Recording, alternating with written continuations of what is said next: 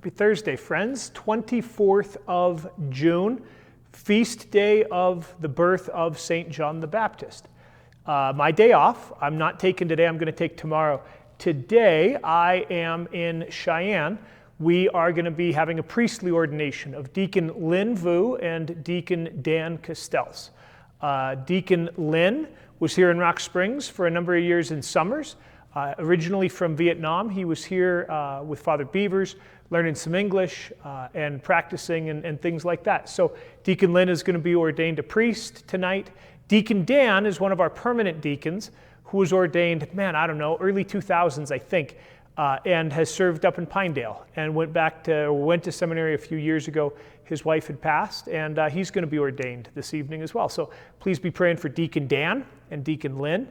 They'll be ordained at the cathedral tonight at 6 o'clock, I do believe. All right, John the Baptist. Let me see. John the Baptist was a traditional kind of midsummer festival or beginning of summer festival in Europe. My understanding is that like Basque people in the United States certainly continued that and continued to celebrate John the Baptist. Then you'd wind up with John the Baptist celebrations elsewhere as well.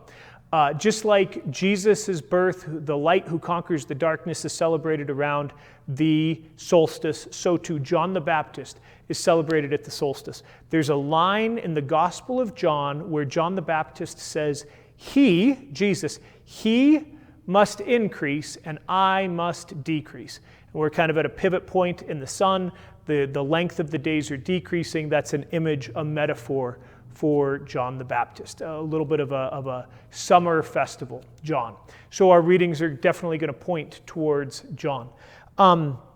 The second reading from the Acts of the Apostles, we hear about the testimony of John in that first generation of Christians and the way that he was the one who prepared the way for the Lord. And we're reminded of a frequent line of humility of John for the anointed one of the Lord who is going to be coming. One who is coming after me, I'm not worthy to unfasten the sandals of his feet. And I kind of think that the readings give us a bit of a tension today between humility and glory. And I really appreciate abiding in that tension, recognizing that our lives are absolutely contingent. We don't choose to have our heart beat, and at any moment something could happen, right?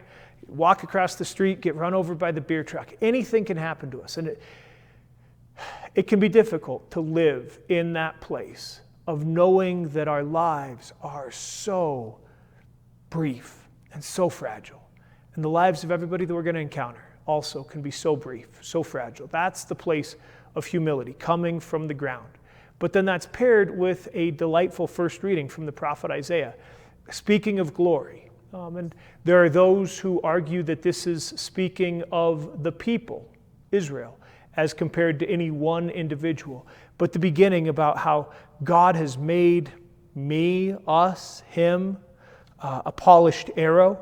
In the quiver, God hid me, a sharp-edged sword concealed in the shadow of the arm. So God, like a maker, has designed something glorious. Us, right? And today we're attributing this, or we're directing this towards John the Baptist. But then also the very last lines of this teaching of Isaiah.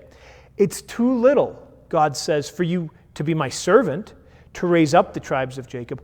I will make you a light to the nations, right? So humility, but also glory in God.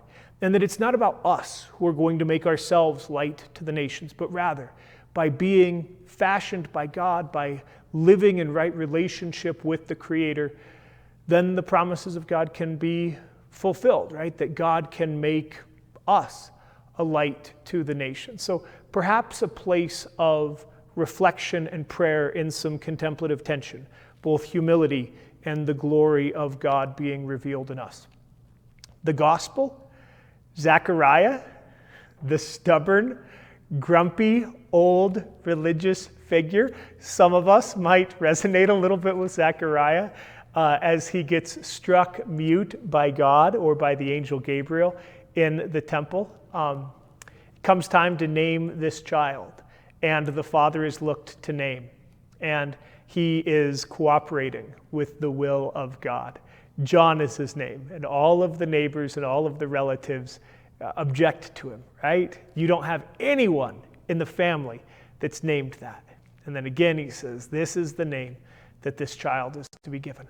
God who is doing something new. We who are invited not to necessarily understand it, maybe even to not get it right the first time or two or three, but still to trust that even as God calls us out of the familiar, the traditional, the comfortable, that God's still in charge, that God's bringing greater glory. Zechariah was able to see that and to fulfill the will of God at this moment of the birth and the naming of John the Baptist.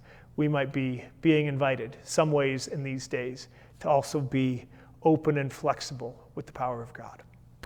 Happy Thursday. Many blessings to you. Let's keep praying. Read those readings prayerfully. Turn off the screen. Spend a little bit of time. God's blessings to you today, friends.